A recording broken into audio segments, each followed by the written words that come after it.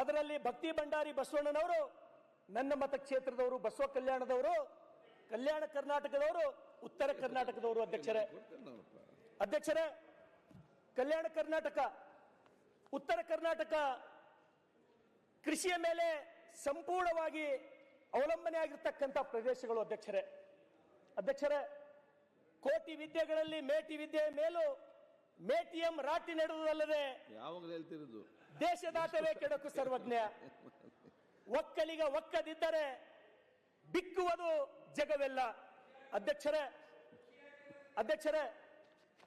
ಲಾಲ್ ಬಹದ್ದೂರ್ ಶಾಸ್ತ್ರಿ ಅವರು ಜೈ ಜವಾನ್ ಜೈ ಕಿಸಾನ್ ಅಂತ ಹೇಳಿದ್ರು. ಅಧ್ಯಕ್ಷರೇ, ರೈತರಿಗೆ ಜಯನೇ ಆಗ್ಲಿಲ್ಲ. ಅಧ್ಯಕ್ಷರೇ, ಇವತ್ತಿಗೂ ರೈತ ಎಲ್ಲಿ ಗೆಲ್ಲೇ ಇಲ್ಲ. ತನ್ನ ಇಡೀ ಜೀವನ ಪೂರ್ತಿ ಸೋಲ್ತಾನೆ ಬಂದ ಅಧ್ಯಕ್ಷರೇ ರೈತ.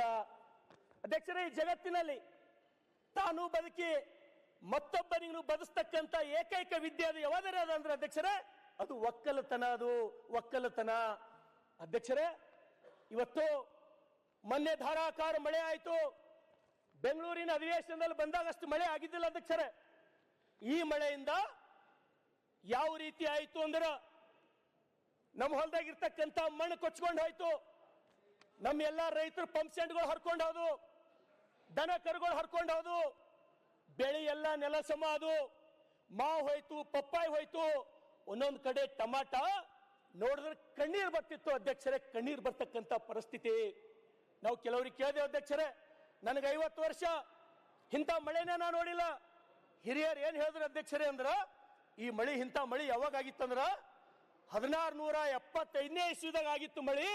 ಅದ್ರ ಬಾದ್ ಇವತ್ತೇ ಇಂಥ ಮಳಿ ನಾವು ನೋಡಿದ್ದೇವೆ ಅಂತ ಹೇಳಿ ಹೇಳಿದ್ರು. ಅಧ್ಯಕ್ಷರೇ, ನಮ್ಮ ಕಡೆ ರೈತರ ಪರಿಸ್ಥಿತಿ ನಿಜವಾಗ್ಲೂ ನನಗನ್ನಿಸ್ತದ, ಏನಪ್ಪ ನಮ್ದು ಒಂದು ಬದುಕ ಅಂತ ಹೇಳಿ ನಮಗ್ ಚಿಂತೆ ಅನಿಸ್ತದ.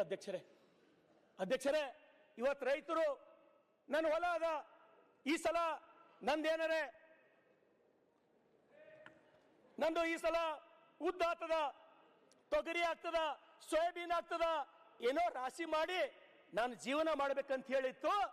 ಆದ್ರೆ ಇವತ್ತ ರೈತ ಪರೇಶಾನ್ ಆಗಿ ಏನು ಆತ್ಮಹತ್ಯೆಗೆ ಶರಣಾಗಬೇಕಂತ ಹೇಳಿ ಪ್ರತಿಯೊಬ್ಬ ರೈತ ತೊಂದರೆದೊಳಗಿದ್ದಾನೆ. ಅಧ್ಯಕ್ಷರೇ,